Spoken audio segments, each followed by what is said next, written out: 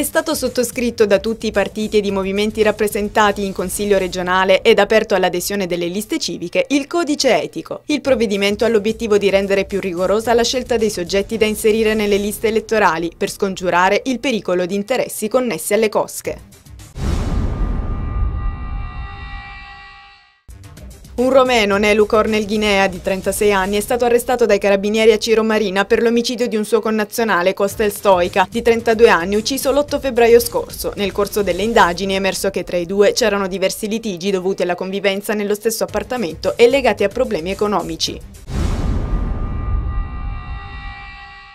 Il Movimento Fondo Gesù, in collaborazione con il Gruppo Emergenza Occupazionale di Crotone e la partecipazione dei giovani delle Palazzine Pertusola e Vescovatello, hanno promosso una manifestazione per le strade della città. La richiesta del gruppo è quella di impiegare manodopera locale nei grandi appalti che presto saranno avviati a Crotone.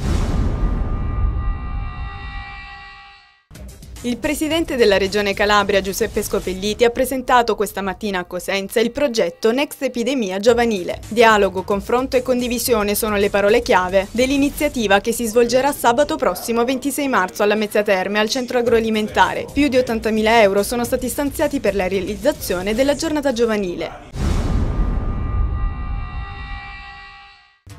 Sabato 26 e domenica 27 marzo prossimi a Cosenza le giornate di primavera promosse a livello nazionale dal Fondo per l'Ambiente Italiano. I ragazzi delle scuole, accompagnati dalle insegnanti e dai volontari del FAI, organizzeranno una vera e propria staffetta attraverso i monumenti cittadini dalle 10 alle 13 e dalle 15:30 alle 19.